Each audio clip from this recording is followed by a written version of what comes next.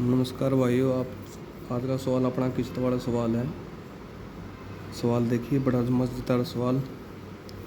2100 का ऋण 10% वार्षिक दर से चक्रवृद्धि ब्याज पे 2 साल बराबर किस्तों में देना है, तो किस्त बताने हुए किस्तें कितनी है भाई। क्वेश्चन बड़ा दमदार है। देखो, मूलधन दे रखा है 2100 रुपये, दर दे रखी 10%, समय है 2 साल का। दो अगर वार्षिक किस्तें हैं तो 2 साल की है, 1 साल की एक किस्त है, 2 बराबर किस्तों में देना। किस्त हमें निकालनी है।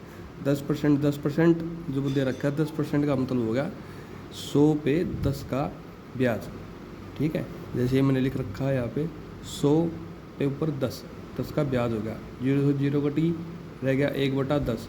जब 10 है तो उसमें 1 जोड़ा, जो ब्याज था ऊपर हो गया, फिर मिश्रधन, ये मिश्रधन हो गया, नीचे हो गया मूलधन। ठीक है भाई। उसके बाद आ जाओ, अब पहले क्या करा हमने, पहले जो पहली साल है, पहले साल की जो किस्त होगी वो होगी, जैसे 10 था मूलधन, ब्याज मतलब जो किस्त है उनमें ब्याज जुड़ के जाता है, यानी कि मिश्रधन जाता है।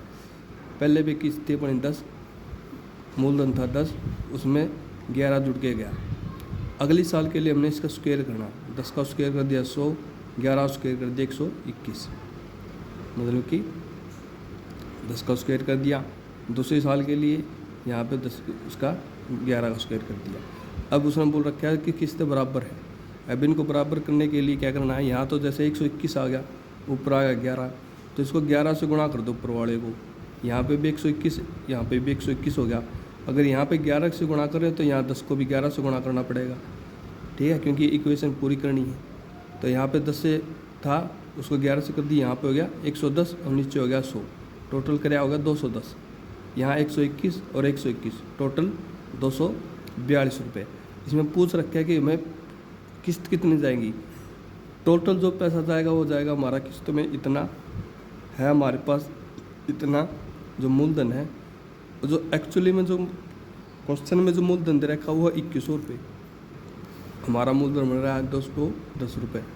हमने 2100/210 कर लिया। पूछ कर रखा है किस्त कितनी जाएगी, किस्त सारी 121 रुपये की हमारी। मिश्रधन, टोटल मिश्रधन पूछता 242 रुपये जाता। अगर एक किस्त पूछ रखी है 121 रुपये की है, वो हमने यहाँ पे इसके गुणा में कर ली। अगर इसी का काटा तो हो गया 10 गुणा में 121 हो गया 1210।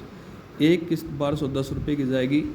टोटल जाएगा 2420 रुपये। ठीक है, क्योंकि ये मिश्रधन ये है, ये मूलधन है। तरीका बड़ा गजब का है।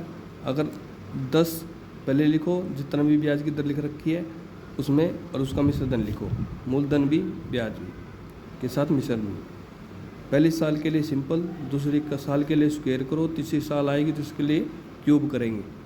ठीक है, समझ लेना। पहली साल है उसके लिए हम करते हैं सिंपल, लिख दिया जो मूलधन है और जो मिश्रधन है। दूसरे साल के लिए उसका क्यूब करेंगे, मतलब कि नहीं क्यूब सॉरी, उसका स्क्वायर करेंगे। तीसरे साल के लिए हम क्यूब करेंगे। ठीक है, ये इसका आंसर है भाई 1210 रुपये। अगर आपको अच्छा सवाल लगा और अच्छा इसका सोल्यूशन लगा तो कमेंट में बढ़िया बात लिखना भाई। थैंक यू भाई।